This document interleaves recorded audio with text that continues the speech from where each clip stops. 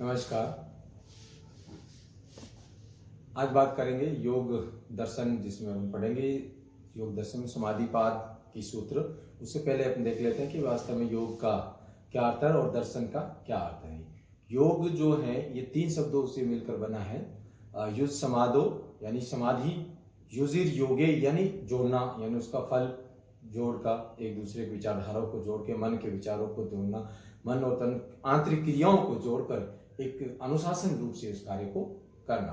Use यानी संयमन यानी नियंत्रण, सभी को जोड़ते हुए यानी समाधि की ओर जाना है तो न अपने विचारों और मन पर शरीर और मन के विचारों को जोड़ते हुए समाधि की ओर रास्ते को अग्रसर होना। दर्शन का अर्थ होता है यानी दर्श धातु से जो बना है, जिसका देखना और उनके अंदर को विचारधारा को और आविष्कार की ओर जाना, यानी आगे जाने का कोशिश करना विचारधारा।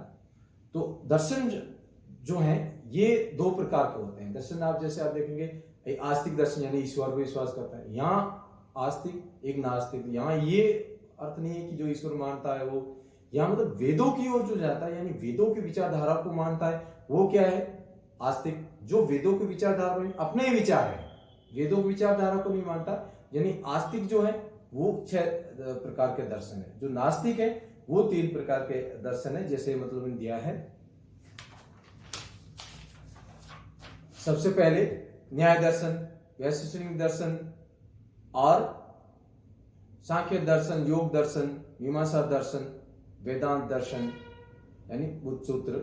ये 6 प्रकार के जो आस्तिक है, जो वेदों को मानते हैं। तो 3 प्रकार के हैं वो, जैसे जैन धर्म, बौद्ध धर्म, महावीर गौतम बुद्ध द्वारा जो बौद्ध धर्म की बात की गई है, महावीर उनके खुद के विचार है, वो वेदों को नहीं मानते, उन्होंने द्वारा बना। चाणक्य दर्शन जो बृहस्पति द्वारा रचित जो दर्शन है, विचारधारा है, यानी वो वेदों को नहीं मानते, वो उन्हीं चीजों को मानते हैं। अब बात करते हैं योग और दर्शन। योग दर्शन जो पतंजलि द्वारा लिखित, पतंजलि महर्षि पतंजलि द्वारा लिखित है, उसमें बात करेंगे। तो उसके कितने पाद हैं? 4 पाद है। समाधिपाद, साधनपाद, विभूतिपाद और केवल्यपाद। अब इनके कितने सूत्र हैं? समाधिपाद में 51 और साधनपाद में 55, विभूतिपाद में 55, केवल्यपाद में 34 सूत्र। टोटल मिला के कितने हो गए?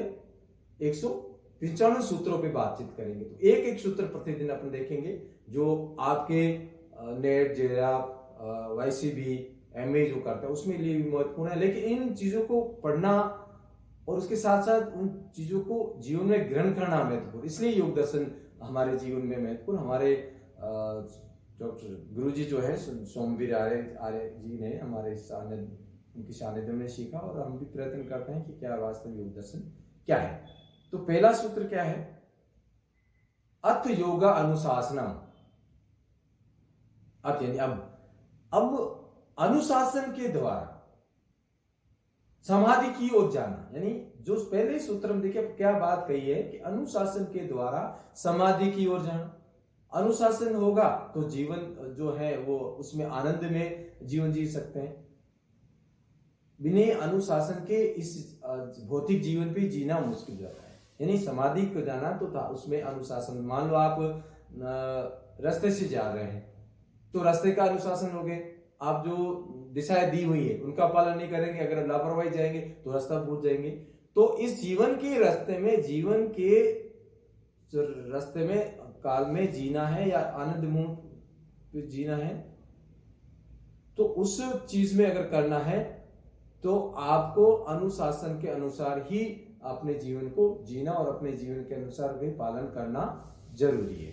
तो इस प्रकार अगर अनुशासन में रहते हैं तो जरूरी, अन्यथा आपको जीवन भी तो दुख का विचारधारा। तो इसलिए कहा है महर्षि पतंजलि कहते हैं कि अत अनुशासनम, कि अर्थ यानी अनुशासन के द्वारा ही जीवन के लक्ष्य, अंतिम जो लक्ष्य क्या है, हमारा समाधि प्राप्त करना, मोक्ष प्राप्त करना, केवल्य प्राप्त करना। तो उसको कैसे प्राप्त करेंगे? अनुशासन द्वारा। लक्ष्य को निर्धारित करते हुए अनुशासन द्वारा किया जा सकता है। ये पहले सूत्र में कहा गया है कि किस प्रकार हम अनुशासन में जी सकते हैं। तो ये आप देखिए, इसी के साथ जय हिंद। आप पढ़िए, कल फिर अपन दूसरे सूत्र पे बात करेंगे, जिससे कि अपन कोशिश करेंगे और कि वास्तव में दूसरे सूत्र में क्या बात